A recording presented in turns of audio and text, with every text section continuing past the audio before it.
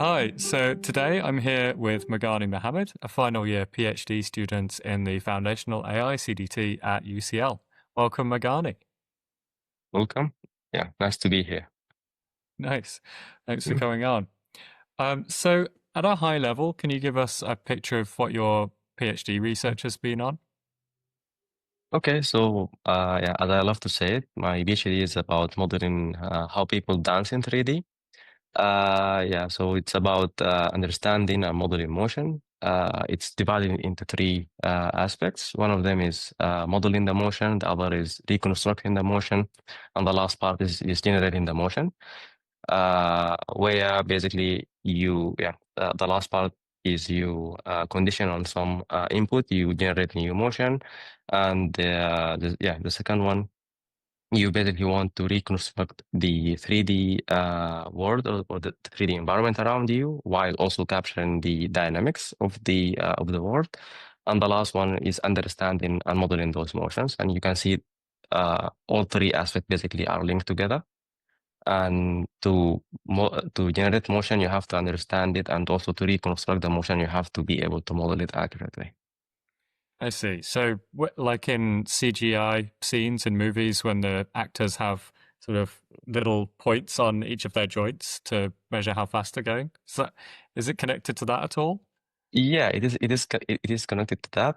In fact, many of the applications are in the entertainment industry, where it could be seen in the CGIs of the Marvel movies, let's say, and all of those animators movies that's being done by Disney. So yeah, this makes a large number of applications that's could my work Hmm. could basically fit into it. Yeah.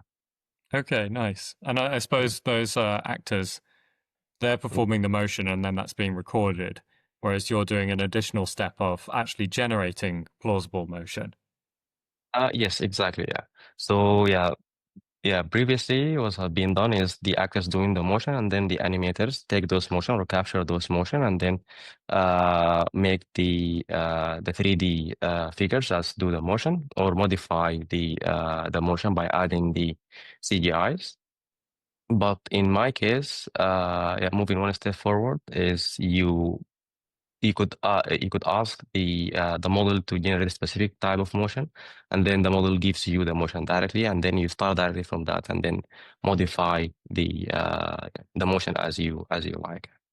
So you'd literally type in what you want the character to do and it would produce Yes, plausible motion. yes, exactly. You can type into text what you want to do, and then the model basically gives you the motion, or you could give it like a video, and then the model can mimic the video and give you the motion that's is being done in the video. Ah, okay. Yeah, because I think when we talked previously, that second application Mm. was potentially useful for robot surgery. Is that right? Yes, yeah.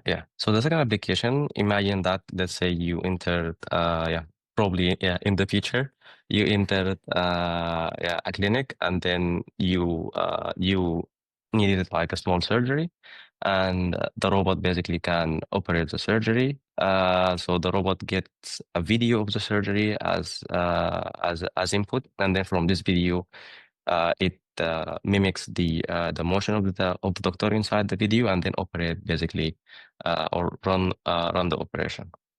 I see. So as humans, we find it trivially easy to watch a video of somebody doing something and then copy the motions, although it may be more difficult for surgery. Uh, Yeah. but for but for robots, this means translating pixels on a screen into joints, angles, and velocities and motions, which is completely non-trivial to program a computer to do that. Yes, exactly. So it's quite hard, I think, yeah, because to go from pixel space or the pixels to the robot joints, because the pixels as input are just array of numbers. Even if you visualize those pixels, they will be just couple of numbers. They don't correspond or mean to anything. Of course, we humans can see things, understand things more easily. While in for robots or for computers, this is a bit of a hard task to accomplish. Mm-hmm.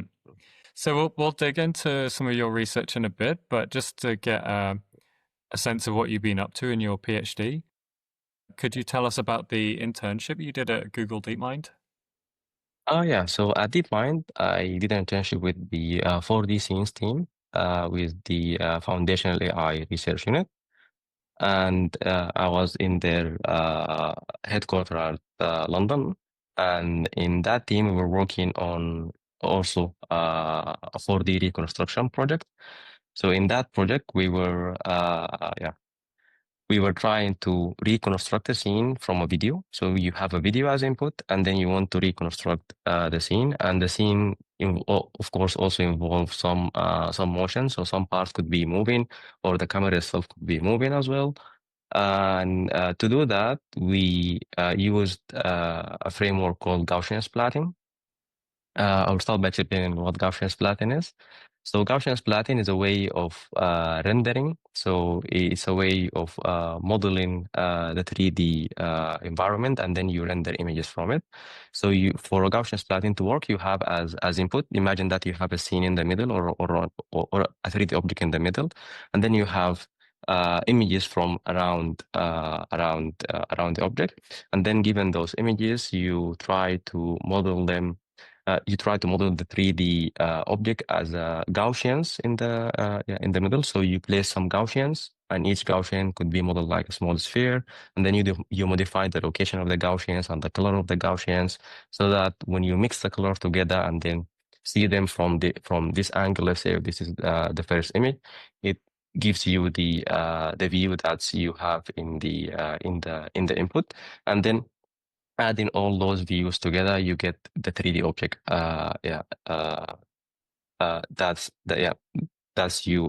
It's being described by the image.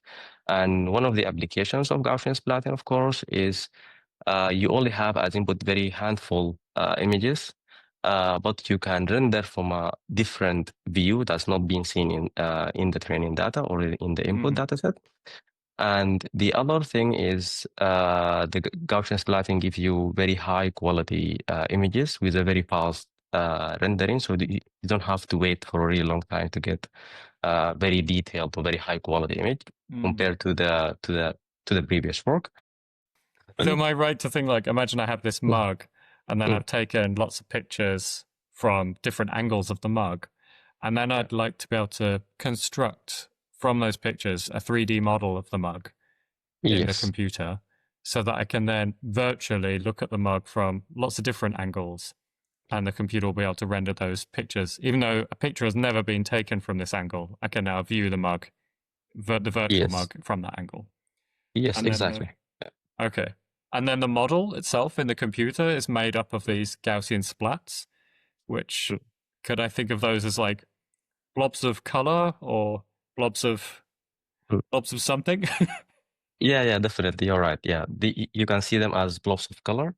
They form this 3D mug that's you have, and when you change the color of those spheres, basically you can get the color that's basically you want. So you are kind of splatting the colors together to get the desired color that you have. Okay, so these blobs are very small, so that in the aggregate they look like a mug. Yes. Blobs. Yes. Yeah, exactly. Yeah. So usually the scene could have like hundreds of thousands of small splats or small Gaussians, small spheres. So yeah, they are small, but together they form this 3D the 3D object that we have. Okay, and then so when you go to 4D, you're capturing motion as well? Yeah, so when you go to 4D, what you do is you move those splats together while respecting the 3D shape. So for a mug basically to move, all the objects needs to be moving together. I don't have let's say if you have a phone basically, and every all the Gaussians basically they are tied together in the phone. So basically when the phone moves, all the Gaussians move together. You don't have like part of the phone is moving while the other part is basically static. So you have to preserve this rigidity property and when you do the motion. But essentially what you are doing is you are moving the Gaussians, or you are moving those blobs in 3D to get the 4D or to get the motion. I see. So in this case, instead of having pictures of the object, you would have a video of the object, perhaps moving Yeah. around the object, perhaps the object is moving as well. And then from Yes. that, you try and construct not just a 3D model of a static version of the object, but a 3D model of how the object was moving through time. Yes, exactly. Yeah. And then you could even take new videos of this virtual object with a new path through space and with new motion. Yeah. Yes, exactly. So in the same way, you can see the objects from a new angle in the case of the static object. In the case of the dynamic object, you can follow a different path while the object is basically moving, and you can still capture the object itself and the motion. And is Yeah. this only for rigid objects, or could it work for deformable objects as well? It can also work for deformable objects, although deformable object is slightly harder to model compared to rigid object. But yeah, it should also be working fine for deformable objects. And then a big application there is, again, surgery, because the body doesn't stop moving. It's all squishy and Yeah. moves around. Yeah, so one of the applications could also be, it would definitely be surgery, and you could also have applications in augmented reality and virtual reality, and also the entertainment or the animation industry. That could also be working there. So in virtual reality, am I right to imagine you want to put some real object into your virtual environment, and then you could just take a few pictures of it, and then people could walk around in virtual reality and see it from different angles? Yes, exactly. Yeah. So this, in fact, has already been done because one of the outputs of the model could be depth maps, and using the depth maps and using the 3D representation that you have with those small blobs, you can place the object accurately in a 3D environment, and then you could have people basically moving around the object. And I think you can, in the future, you can try and also do some interaction. So you have some interactive environment where you can, besides placing the object, you can also take the object and move it around and apply some interactions to it. Yeah. Okay. That's really cool. So that was your internship at Google DeepMind, but I understand you were also doing a startup at some point. What was your startup doing? So our startup is it was about trying to digitize tech online goods but through NFTs. So let's say you want to get a signed photo from Cristiano Ronaldo, but it's harder for you to travel where he is, and then you get the photo. You can get a digital photo, but this digital photo could someone could say, okay, how could you verify this is Cristiano Ronaldo? Maybe someone else basically signed this photo. Maybe it's not even signed. Yeah, how could you do that?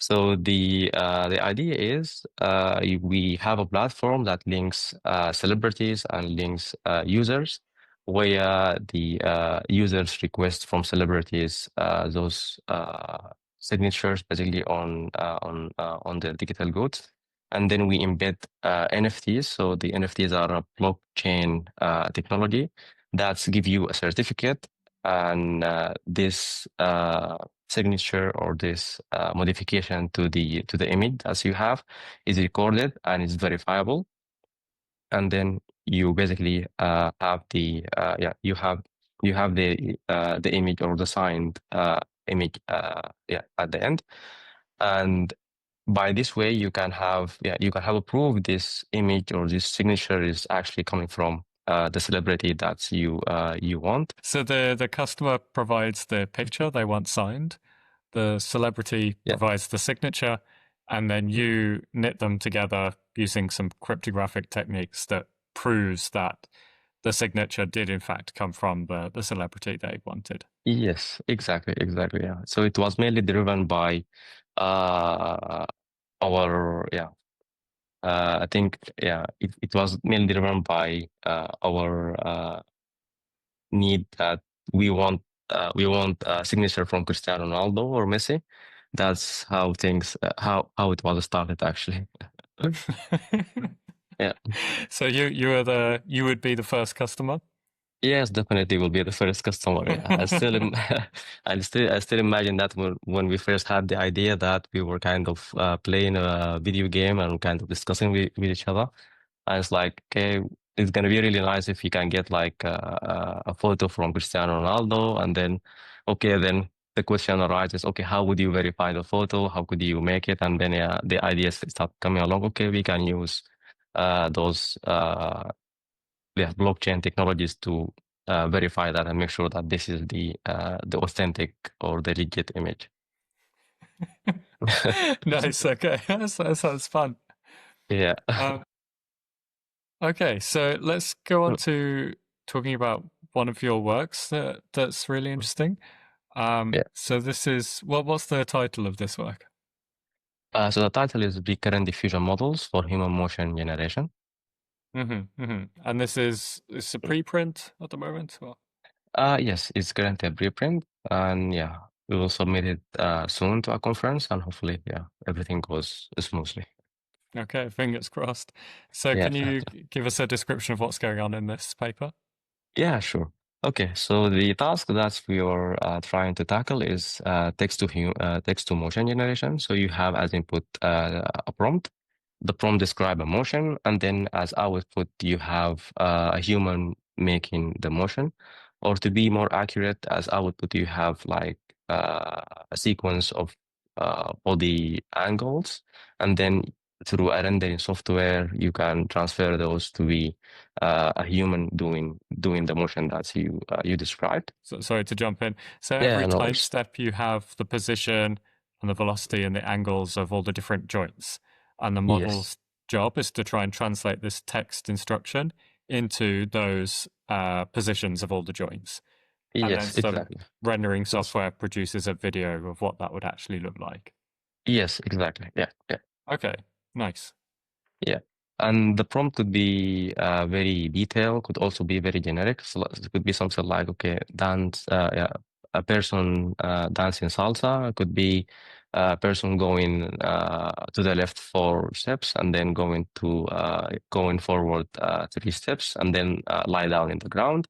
So you could have varying different types of prompts, and the model need to either follow the description very accurately or make a generic motion as described by the text. Our main contribution in that, so we were using, as the title suggests, recurrent diffusion models. We were using a diffusion framework. So diffusion is a generative model that takes data as input and then gradually add noise and learn how to reverse the noise. Where at the end, when you add the noise, at the end, the data will transfer to be a purely noise, let's say Gaussian noise, and then you learn the other way around. You learn how to reverse the noise from Gaussian to the data, and then you guide this reverse process with other input. In our case, a text input. So yeah, so saying that you can sample directly from a Gaussian, and then you add in reversing the noise, you have the text as input in this reversing procedure, and then guided by the text input, you arrive to the data point or the samples that reflect the text input. Okay, so one way of doing this would be of generating motion would be have a text input, put that into a giant neural network, and outspits the angles and positions of all the joints all in one go. Yes. But that's a very hard task to learn. So instead, you can get it to instead of outputting the joints, it also takes like a cloud of points of the joint positions and angles and motions, and then slowly learns to transform those into coherent behavior, coherent motion. Is that Yes, right? exactly. Yeah, exactly. Yeah. So yeah, That's this the is what diffusion step of not doing it in one go, but instead iteratively. gradually or iteratively, basically you transfer the random location, random the joints to the more coherent motion that you described in the text. Yeah. So I Yeah. suppose what we've just described is volume diffusion, where all the joints and motions Yes. are predicted All at simultaneously. once. Yeah. Yes, exactly. Yeah. So in fact, this is the first approach. So yeah, as you said, we call this volume diffusion, where all the sequence is being, the full sequence is all the frames is being predicted or generated at once.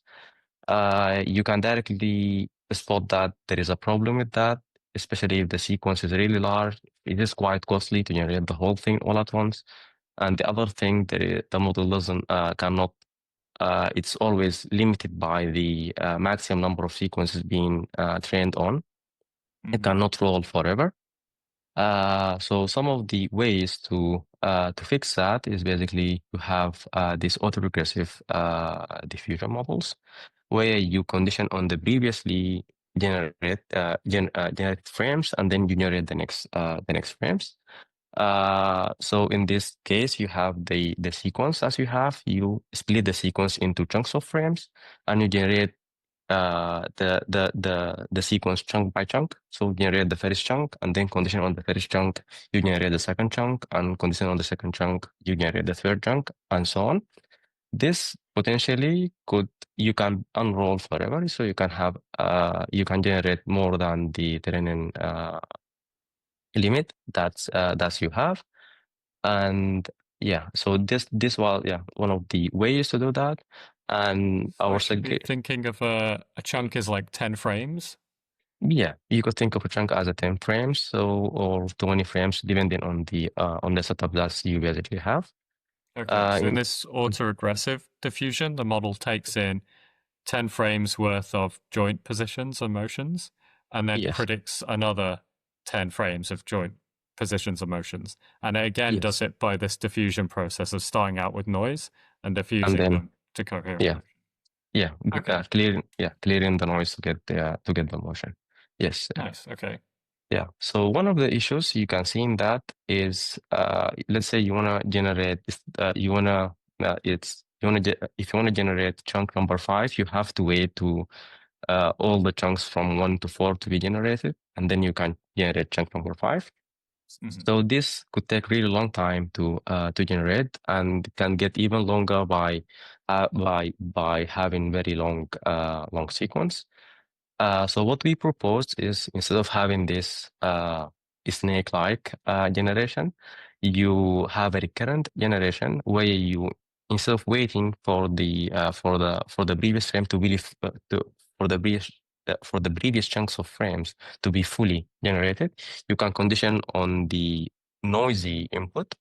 So you're still in the middle of the generation process. You're still trying to clear the noise. So the input of the diffusion model is not super accurate.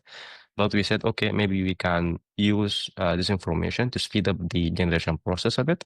And this is the idea of our recurrent diffusion model. So The we idea there is like you might once you've diffused halfway, there's already some information of where the final motion is going to be. And so maybe the next chunk of frames can already start diffusing the next chunk of motions conditioned on where that last one ended up. yes, exactly. Yeah. So Okay. this had the potential of speeding up the generation quite considerably because we don't have to wait until the previous frames is being fully generated, and then you can start immediately generating the next sequence of frames. So am I right in saying in the volume diffusion, I should imagine the processing starts off with the bottom row and then goes to the next row and then the next row, every column being computed at once. And Yes. then could you explain the other two? Yeah. So for the autoregressive, you start by having the first chunk, and then you go all the way to get that, and then conditioning on that you start with the next chunk and you go all the way, and then you condition the third one on the next chunk, and then you go all the way to generating that, and so on and so forth. You continue with this way of generation. While in the recurrent diffusion, you start from the first chunk, but you can you can sample what we call in a staircase staircase sampling. So if you look at the figures, to get to a specific location in the grid, you don't have to wait and you don't have to start from the noise itself. You can go to that by just having like a small yeah yeah yeah a slightly faster path. You generate the first chunk, and in the middle you go to the next chunk directly, while still continue generation for the first chunk. But now you are in the middle of generation of the second chunk, and then you can continue the generation. By this way, you can sample in a staircase like, and you are skipping all of those steps. While in the previous one, you always have to start again from the beginning, and this speeds up the generation considerably. I see. So in the autoprogressive one, you have to snake around and you have to Yes. compute every node sequentially. Whereas in the Yes. recurrent diffusion, you could imagine like a diagonal wave going across the Exactly. grid. And this Yeah. means that you can be calculating many things in parallel, and that Yes. massively speeds up the computation. Yes, exactly. Yeah. So in fact, we have about 5x speed up compared to volume diffusion, and 10x speed up compared to autoregressive diffusion. Huh, okay. That's Yeah. pretty cool. So, I was surprised it's quicker than volume diffusion. yeah. So it's quicker in the sense that so the cost of the volume diffusion so the cost, it depends on the sequence length. So if you have very long sequence, the speed up will be even more. But the cost that you have to generate the whole sequence all at once. So you have to still, you are computing all the nodes all the time. And in the case of autoregressive, you're also computing all the nodes all the time, but you add another time because you have to wait for the previous chunks of frames to be generated. So this waiting time basically adds a bit more time to the total inference time. While in our case, you're not computing all the nodes. You can skip some of the nodes, and this contribute a lot to the speed of the model. Naively looking at this, I would assume that your method, the recurrent diffusion, would perform worse because each frame doesn't get, or chunk of frames doesn't get the final output. It only gets intermediate noisy outputs from the previous chunks. Is that the case? Well, surprisingly, it's actually better than autoregressive diffusion in terms of metrics and also visually looking at them. And yeah, so that was a bit strange, but yeah. So that was That's unexpected. what they have. Yeah, it was slightly unexpected because you're conditioning on a noisy input, also you have intermediate results, not the actual, not the final chunks of frames, but still the model seems to be able to learn from that. So it's quicker and better. Yes. Okay, you don't often get that. Do you have an intuition for why it's working like that? Well, I don't have exactly intuition of why should be working, why it is actually that that better. But one thing might be kind of crossing my head is it's just when we were designing this model is we were trying to inject some data prior inside the model. So in the prior in this case is trying to force the model to be temporally dependent. So the generation of this frame should depend on the generation of the preceding frames, and this could basically help in making the generation better. I see. Okay. Mm. So, given you're generating motions of a figure, I can see how this would be useful for entertainment in virtual reality or augmented reality. And then the stuff in surgery, that seems like further off. It's the same class of problems, but this is more foundational research about how to generate coherent motion rather than anything specific to do with surgery. Yeah. So basically, this model, it's a generic model to generate motion or coherent motion given some input. But yes, in theory, you can also condition on a video, and then you can also get the joints. So it could also be applied in the surgery. Although in this one we haven't done that. Okay, and then presumably then like fast runtime is really important because it would have to be running in potentially in real time. In real time, yes, exactly.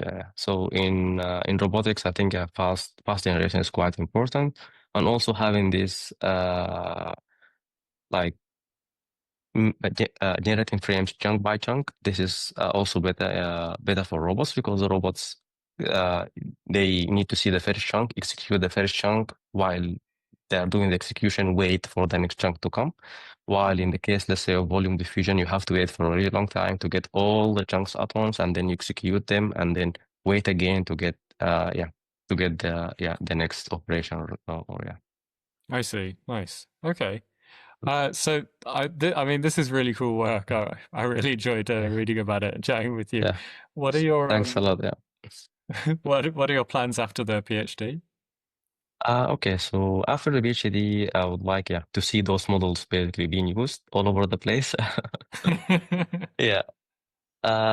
So I'll definitely try to either pursue a postdoc position with an industry or try to apply for research scientist positions. And I want to see if those recurrent diffusion could also be used in text. So now you generate text. I have a small dream, let's say. Try to basically those diffusion models could take the lead instead of those uh, yeah, instead of the current paradigm of the large language models, where you could have those diffusion models and you inject those design priors to have a smaller, more efficient models that could also do a better job than consuming all the energy that's we have to train those large language models. So I think Google DeepMind has some text diffusion models already. Yes, they have a text diffusion models, which is I'm closely keeping an eye on it. It's quite interesting. Yeah, what they have, and there is also some other text diffusion models, and they're already doing some form of autoregressive diffusion where they condition on the previous generation to generate the next chunk of text.